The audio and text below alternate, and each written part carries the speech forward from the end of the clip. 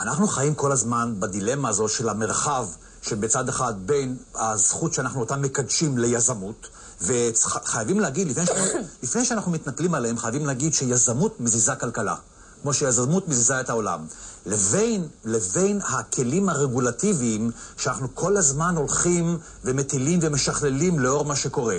אבל אנחנו לעולם, כל הזמן שאנחנו מקדשים את התחרות החופשית, אנחנו לעולם נחיה במתח בין היזמות שמטבעה נוטה לסבור כוח ולאגור כוח, לפעמים בכיוונים שהם מסוכנים, שאני קורא להם הכיוונים של התודעה התקשורתית, לאו דווקא הסלולרי, אבל עיתונות.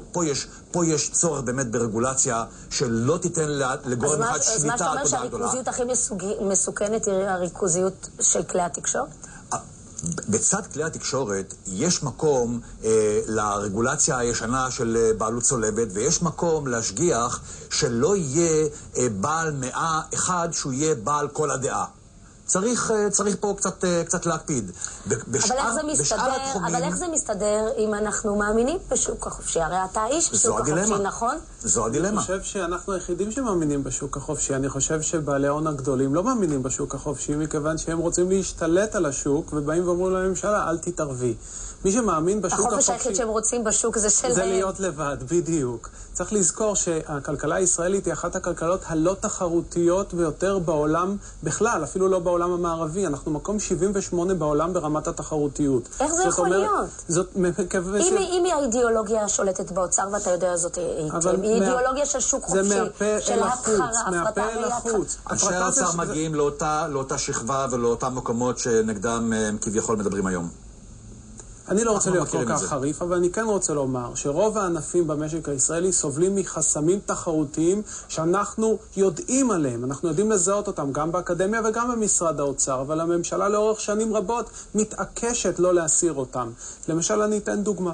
יש חסם תחרותי בשוק כרטיסי האשראי שאוסר סליקה צולבת ומונע כניסה של מתחרים חדשים לשוק, ועולה למשק הישראלי מיליארד שקל בשנה. כל שנה.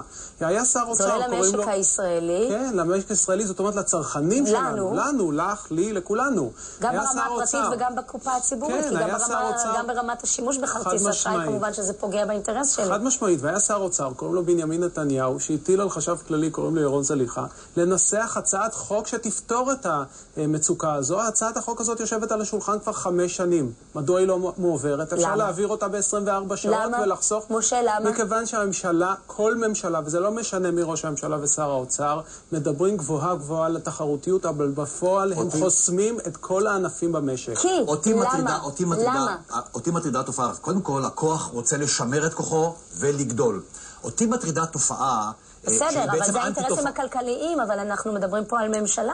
אנחנו מדברים פה על פקידי אוצר, אנחנו מדברים פה על משרתי ציבור. תראי, ברגע שהכוח ניתן לאותם מוקדי כוח, אז הממשלה כבר יכולה רק לעבוד בשוליים ברגולציה. אבל מה שאותי מטריד זו בעיה לגמרי אחרת, והיא האין בעיה. זאת אומרת, מאז צמיחתו ועלייתו של לב לבייב, ומאז עלייתו וצמיחתו של יצחק תשובה, אנחנו לא רואים פה עוד אדם שבמו ידיו עשה את זה, פרץ את המחסומים, פרץ גם את המחסומים של המיליה העסקי, והצליח להשתוות לאחת הקבוצות הגדולות, ואנחנו לא רואים את זה, וזה נורא מסוכן. כי אם אנחנו רואים מחזוריות, או אם תרצי, חלוקן אחרת של העושר, מה שחשבנו שיקרה במשבר, ואם יש יכולת של גורם עם חזון לפרוץ קדימה ולהגיע לטופ, זה עדיין בסדר, אבל זה לא קורה לאחרונה. אגב, אני לא מסכים, משה, אני יותר מוטרד מהעובדה שבישראל הולך ונגמר המעמד הבינוני.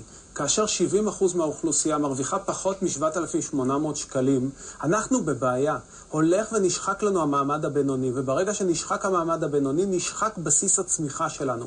עוד לבייב אחד, פחות לבייב אחד, לא ישנו כלום במצבו של המשק הישראלי, אפילו לא עוד 10.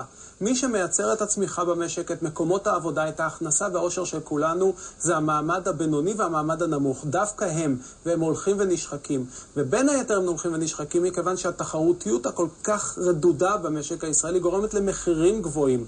המחירים הגבוהים שוחקים את ההון של המעמד הבינוני, מה שמקרין עוד יותר על קריסתם של עסקים קטנים ובינוניים והתחזקות החזקים, ואנחנו במין תהליך שלילי, מעגל קסמים שלילי, שרק ממשלה יכולה לעצור אותו, אבל הממשלה מעדיפה לא רוצה, אני חושב שמשה אמר את זה, אני לא רוצה לחזור לעניין שלו. לא נוח.